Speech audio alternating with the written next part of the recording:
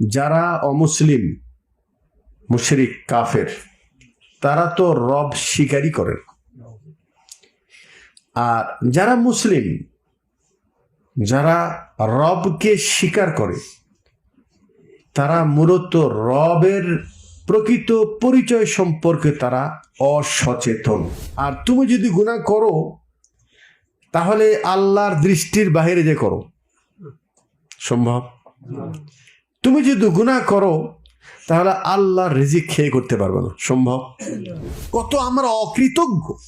যিনি আমার মালিক, যিনি আমার স্রষ্টা, যিনি আমাকে তৈরি করেছেন, আমাকে বসবাসের জন্য বাড়ি, গাড়ি, গাছপালা, পশু পাখি, আসমান জমিন সব কিছু, হাওয়া বাতাস, সূর্য তারা সব কিছু আল্লাহ পাক আমার জন্য তৈরি করেছেন।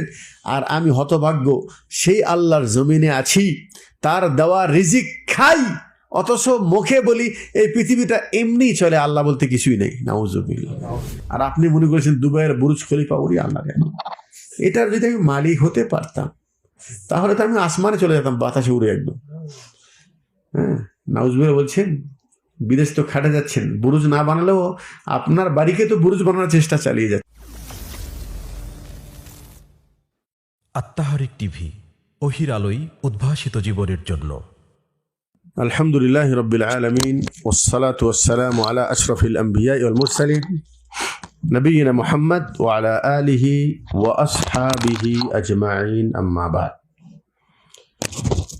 আউযু বিল্লাহি মিনাশ শাইতানির রাজীম। إن ربكم الله الذي خلق السماوات والأرض في 6 أيام ثم استوى على العرش يدبر الأمر ما من شفيع إلا من بعد إذنه ذلكم الله ربكم فاعبدوه أفلا تذكرون। দুখনা ইসলামিক সেন্টার কর্তৃক আয়োজিত সাপ্তাহিক দর্শে উপস্থিত সকল দিনী ভাইয়েরা, আজকের সংক্ষিপ্ত দর্শের আলোচ্য বিষয় তারিফুর রব, আমাদের যিনি রব এবং স্রষ্টা তার পরিচয়। এরপরে দুটি প্রশ্ন হবে এবং সেই দুই প্রশ্নের উত্তর আমরা দেব ইনশাআল্লাহ তাআলা। আজকে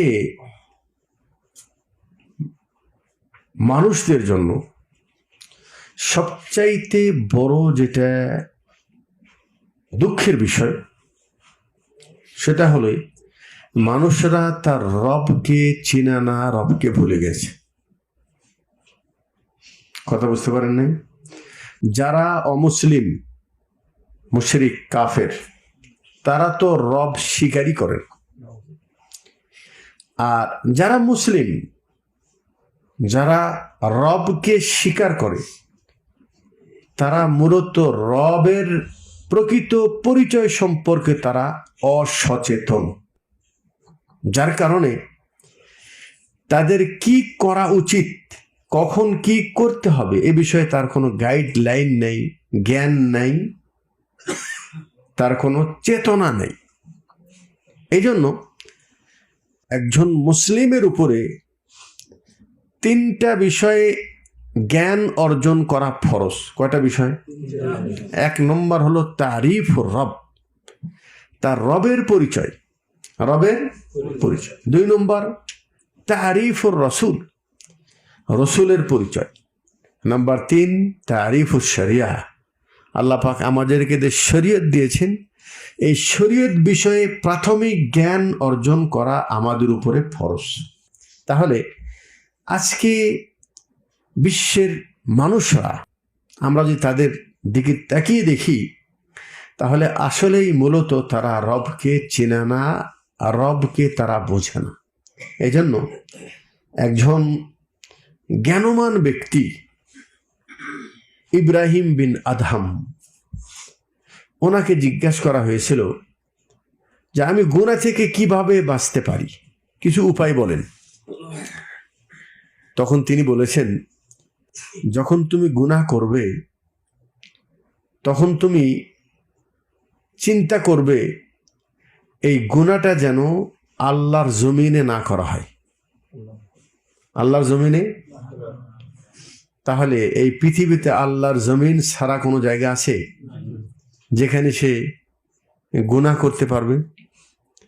আর তুমি যদি গুনাহ করো তাহলে আল্লাহর দৃষ্টির বাইরে যে করো, সম্ভব? তুমি যদি গুনাহ করো তাহলে আল্লাহর রিজিক খেয়ে করতে পারবে না, সম্ভব? তার মানে কি? তার মানে হলে এই পৃথিবীর মালিক, রব, স্রষ্টা, প্রতিপালক আল্লাহ সুবহানাহু ওয়া তাআলা। এই জন্য আল্লাহ রাব্বুল আলামিনের খুবই সংক্ষিপ্ত আকারে বলবো, আল্লাহর পরিচয় দুই রকম। একটা হলোই তার জাতি পরিচয়, তার ব্যক্তি গুণাবলী, যে যিনি রব হবেন, যিনি স্রষ্টা হবেন, তার ভিতরে কি গুণাবলী থাকা উচিত। আল্লাহ পাক সূরা ইখলাসে বলেছেন, কুল হুয়াল্লাহু আহাদ। যিনি আল্লাহ, যিনি স্রষ্টা, আমাদের রব আল্লাহ, তিনার প্রথম গুণ হলো তিনি একক। তিনি কি ভাই? একক। তার মানে কি? এই পৃথিবীর স্রষ্টা কয়জন? একজন। পরিচালক কয়জন? একজন। আল্লাহুস সামাদ। তার দুই নম্বর গুণাবলী হলো তিনি অমুখাপেক্ষী। তার মানে তিনি কারো মুখাপেক্ষী নন, তিনি তার মুখাপেক্ষী নন। পৃথিবীতে যত সৃষ্টি আছে, সেই সৃষ্টিটা যত বড়ই হোক না কেন, আছে কোনো সৃষ্টি যে কারো অমুখাপেক্ষী? আছে বলেন? একমাত্র আল্লাহ ছাড়া জিন, তারা মুখাপেক্ষী নন। ফেরেশতা, তারা কি নিজেরাই পয়দা হয়েছে? নিজে ইচ্ছা চলতে পারে? পৃথিবীতে এমন কোনো জিনিস নাই যে কারো মুখাপেক্ষী নন, একমাত্র আল্লাহ সুবহানাহু ওয়া তাআলা। এটা আল্লাহর তার ব্যক্তিগত গুণাবলী যে আল্লাহ তিনি মাবুদ হওয়ার যোগ্য, তিনি স্রষ্টা হওয়ার যোগ্য, যিনি নিজে স্বয়ং সম্পন্ন, তিনি কারো মুখাপেক্ষী নন। আর আগে কি বলছেন? লাম ইয়ালিদ ওয়া লাম ইউলাদ। তিনি কারোর থেকে জন্ম নেন নাই, তিনি কাউকে জন্ম দেনও নেই। এই গুণ একমাত্র আল্লাহ ছাড়া পৃথিবীর কোন সৃষ্টির মধ্যে আছে? ওয়ালাম ইয়াকুল্লাহু কুফুয়ান আহাদ। তার সমকক্ষ কেউ নেই, তার সমকক্ষ কেউ নেই। এটা হলো আল্লাহ পাক তার নিজস্ব গুণাবলী। এই সূরার ভিতরে আল্লাহ পাক সংক্ষিপ্তভাবে খুবই কয়েকটি কথায় তার গুণাবলী সম্পর্কে যে সুন্দরভাবে এখানে আলোচনা করেছেন, একজন জ্ঞানমান ব্যক্তি যদি এই সূরাটা নিয়ে গবেষণা করে তাহলে তার জন্য রব চিনা সহজ। তুমি যে রবের প্রতি ঈমান আনবে, যে রবকে তুমি স্রষ্টা হিসাবে বিশ্বাস করবে, তুমি এরকম গুণাবলীর একটা রব তুমি দেখাও, আল্লাহ ছাড়া পাবে না, আল্লাহ ছাড়া কোনো ব্যক্তিকে পাবে না। এই জন্য এই সূরাটির বড় ফজিলত। রাসূল সাল্লাল্লাহু আলাইহি ওয়াসাল্লাম বলছেন, সূরাতুল ইখলাস তা'দিলু সুলুসিল কোরআন। সূরা ইখলাস একবার পড়লে 1/3 কোরআন পড়ার সমতুল্য সওয়াব পাওয়া যায়। সুবহানাল্লাহ। একজন সাহাবী ফজরের সালাতে ইমামতি করেন, সূরা ফাতিহা পড়েন, আর একটি সূরা পড়েন, পড়ার পর সূরা ইখলাসও পড়েন। তাহলে কয়টা সূরা পড়লো? কিন্তু তিনি প্রত্যেক রাকাতেই সূরা ফাতিহা পড়, আর একটি সূরা মিলান, তারপর ইখলাস পড়েন। কোন মুসাল্লির ভিতরে খটকা বেঁধেছে, এ তো নতুন, কি ব্যাপার প্রত্যেক রাকাতে সূরা ইখলাস পড়ে? তো রাসূল তো জীবিত আছেন, জিজ্ঞেস করলেন, ইয়া রাসূলুল্লাহ, এই সাহাবী প্রত্যেক দিন এরকম কেরাত পড়ে, জিজ্ঞেস করছে তুমি প্রত্যেক রাকাতে সূরা ইখলাস কেন পড়ো? তিনি বলছেন, আমি সূরা ইখলাসকে ভালোবাসি, কারণ এই সূরা ইখলাসের ভিতরে আল্লাহর পরিচয় আছে। সুবহানাল্লাহ। আল্লাহ বলছেন যে তোমার এই সূরা ইখলাসকে ভালোবাসাই তোমার জন্য জান্নাতে যাওয়া যথেষ্ট। সুবহানাল্লাহ।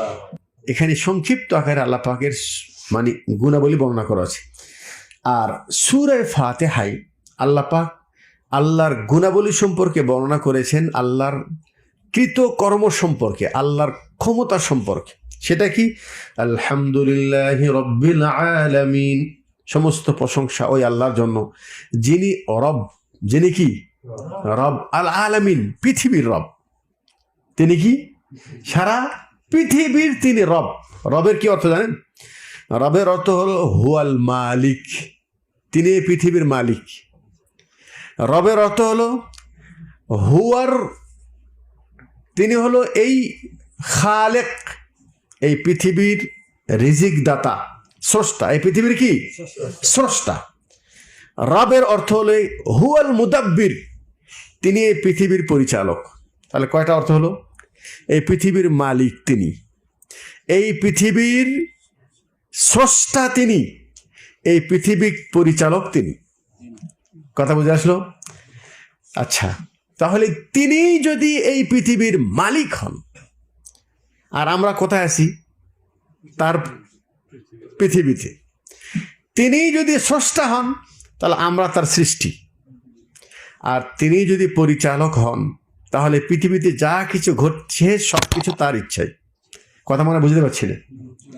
তাহলে পৃথিবীর সবকিছুর মালিক কে? বিয়াদিহি মালাকুতু কুল্লি শাই। এই পৃথিবীতে যা কিছু আছে সব কিছুর উপর সার্বভৌম ক্ষমতার অধিকারী আল্লাহ সুবহানাহু ওয়া তাআলা। এটা আল্লাহ পাকের কর্তৃত্বের একটা গুণ, এটা দুনিয়াবির ক্ষেত্রে। আবার তার আরেকটি গুণ আছে, আর রহমানির রহিম, তিনি কিন্তু অতি দয়ালু। তিনি কি? ওনার রাগের চাইতে দয়ার পরিমাণ অনেক বেশি, রাগের চাইতে দয়ার পরিমাণ অনেক বেশি। ইন্না লিল্লাহি মিআতু রাহমা, আল্লাহর কাছে 100টি দয়া আছে। সেই 100টি দয়ার ভিতর থেকে তিনি 99টি দয়া নিজের কাছে রেখেছেন, আর একটি দয়া এই পৃথিবীর সকল সৃষ্টির মধ্যে ভাগ করে দিয়েছেন। ওই একটি দয়ার অংশের কারণে বাঘ পর্যন্ত, হিংস্র পশু পর্যন্ত তার বাচ্চাকে মায়া করে, ভালোবাসে, মহব্বত করে।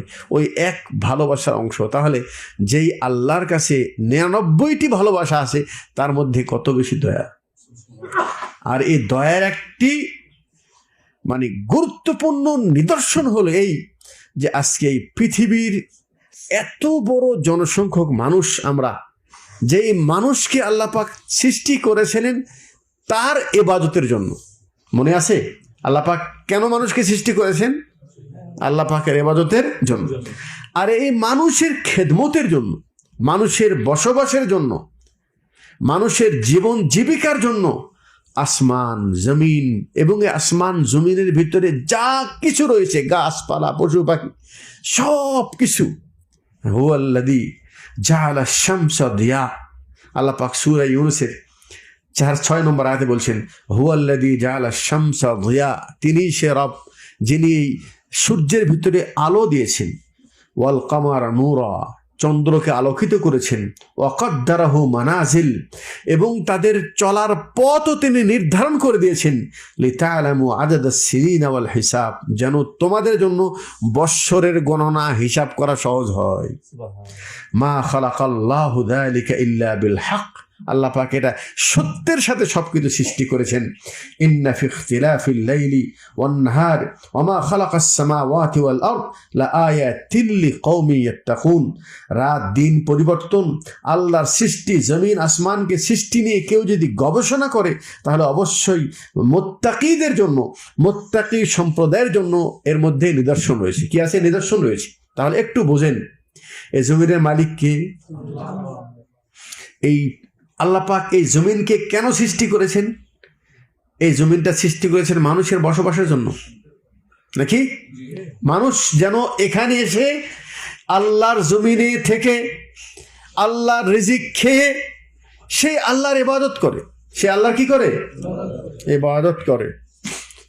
তারা যেন ইবাদত করে, এজন্য এই মানব সৃষ্টির পূর্বেই আদম আলাইহিস সালামকে সৃষ্টি করে 50,000 বছর পূর্বে আদম আলাইহিস সালামকে তাকদীর লেখা হয়েছে। এরপর আদম আলাইহিস সালামকে সৃষ্টি করা হয়েছে। আদম আলাইহিস সালামকে সৃষ্টি করার পর ওনার পাজর থেকে, ওনার এই পাজর থেকে যত মানুষ আদম সন্তান কিয়ামতের আগে আসবে, সবার রূহ আল্লাহ পাক তার সামনেই হাজির করেছেন।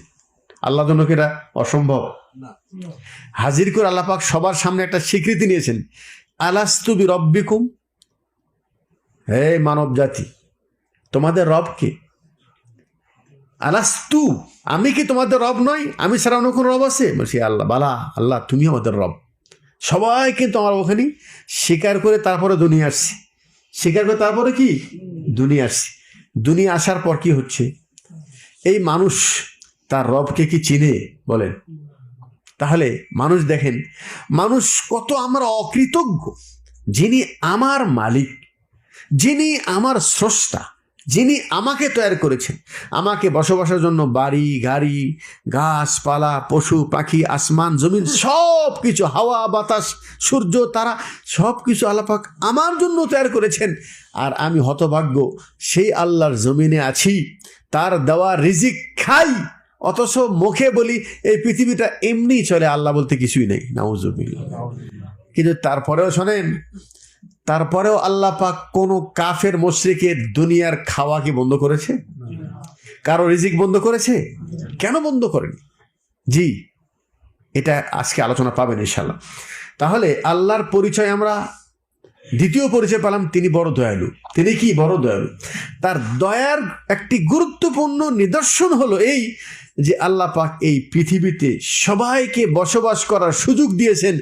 যে তাকে মানে সেও বসবাস করতে পারে, যে তাকে অস্বীকার করে সেও বসবাস করতে পারে, যে তার হুকুম মানে সেও বসবাস করতে পারে, যে তার নাফরমানি করে সেও বসবাস করতে পারে, এবং সব ধরনের আল্লাহর দেওয়া নেয়ামত রিজিক ভক্ষণ করতে পারে। আল্লাহ পাক সেই সুযোগও দিয়ে দিয়েছে।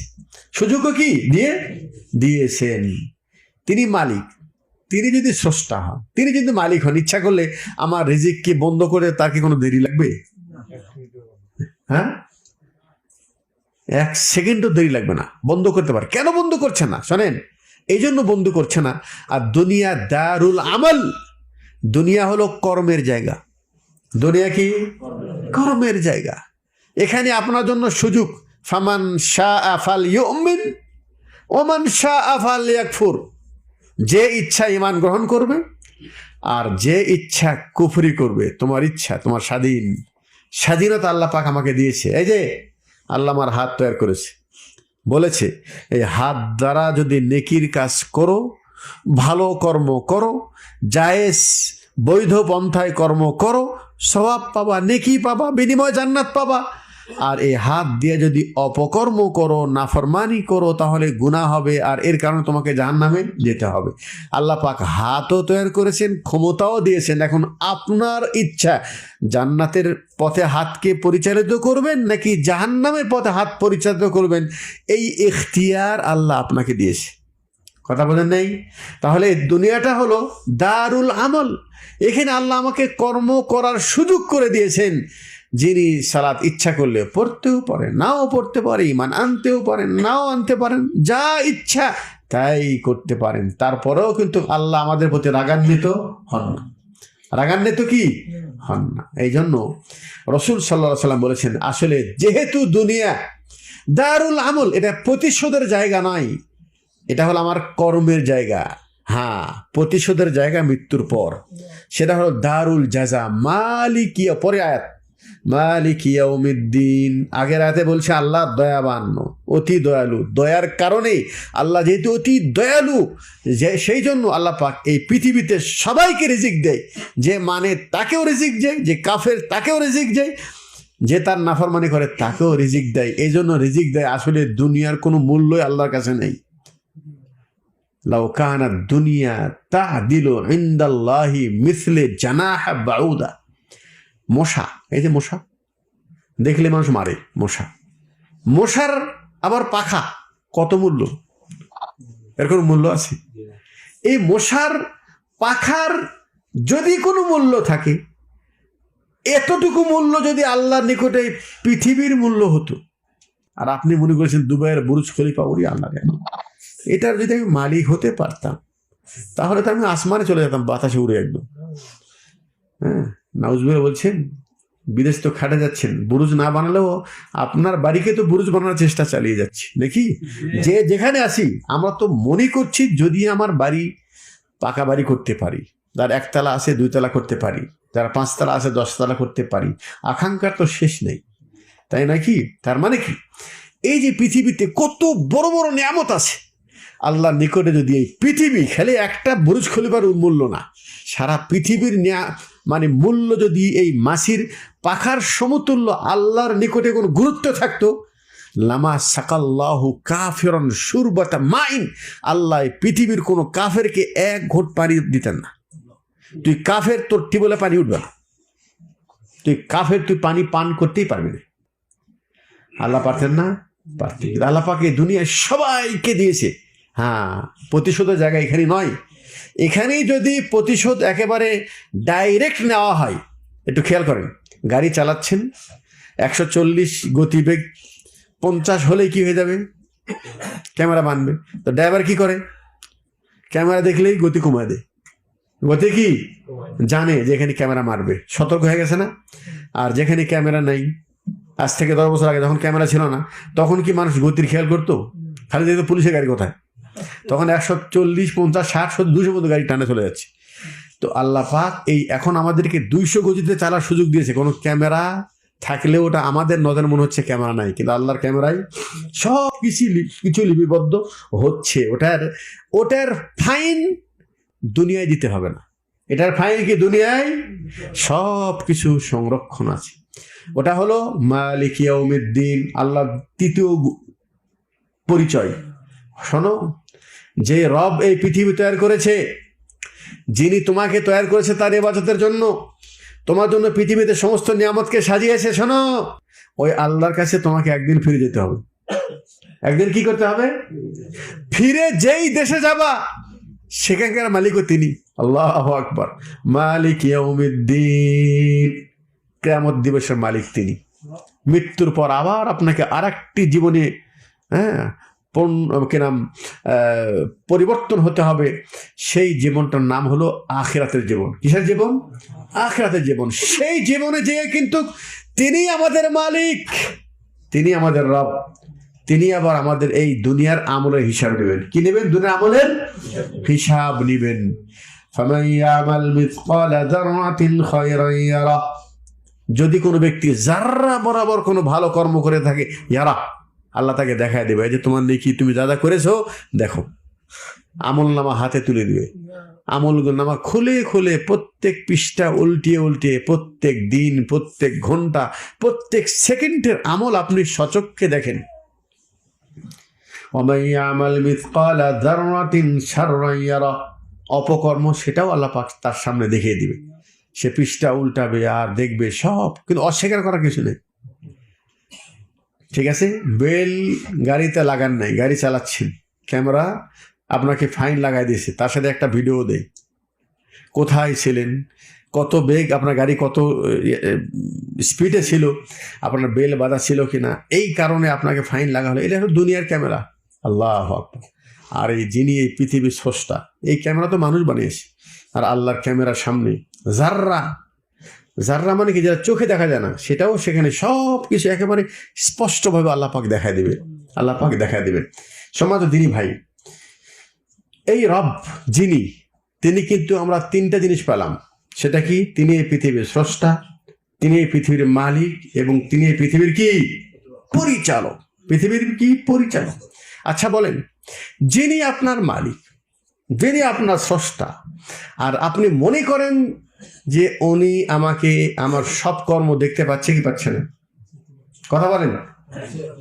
কিন্তু আমরা যখন কোনো অপকর্ম করি তখন কিন্তু মনে করি নাউজুবিল্লাহ, আল্লাহ হয়তোবা এই সময় কোনো অমনোযোগ, নাউজুবিল্লাহ, এরকম কোনো মানে শয়তানি ওয়াসওয়াসা।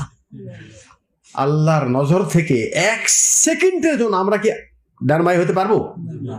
আচ্ছা, আমরা যখন কোনো কিছু বলি, খারাপ কিছু করি, আল্লাহ সেটা দেখেন, শোনেন, এবং আল্লাহ সেটা অবগত।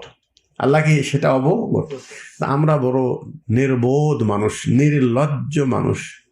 আমার মালিক, আমার স্রষ্টা, আমরা কিন্তু তার চোখের সামনে তার নাফরমানি করি, কিন্তু শয়তান আমাদের অন্তরটাকে এমন শক্ত করে দিয়েছে, এবং আমার রব থেকে আমাকে এত দূরে নিয়ে চলে গেছে যে আসলে ওই রবের কথা আমার স্মরণই হয় না।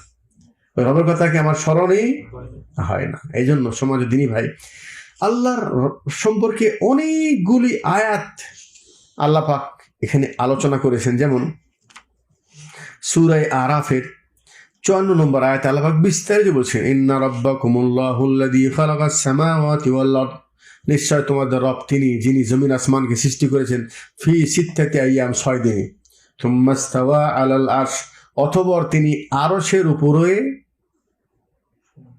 সমন্বিত হয়েছেন, আরশের উপরে সমন্বিত, আরশের উপরে উঠেছেন। তাহলে আল্লাহ কোথায় আছেন? আল্লাহ কোথায় আছেন? ইউগশিল লাইলান নাহার, তিনি দিনের ভিতরে রাত ঢুকিয়ে দেন। তার মানে কি, দিনের পর রাত আসে, রাতের পর দিন আসে। ওয়াশ-শামসা ওয়াল কমার ওয়ান নুজুম মুসাখখারাতুম বিআমরি, সূর্য, চন্দ্র, তারকা সবকিছু তার নির্দেশে পরিচালিত হয়। আলা লাহুল খালকু ওয়াল আমর, স্রষ্টা যেহেতু তিনি, অতএব হুকুম মানতে হবে তারই। সুবহানাকাল্লাহুম্মা ওয়া বিহামদিকা আশহাদু আল্লা ইলাহা ইল্লা আনতা আস্তাগফিরুকা ওয়া আতুবু ইলাইক।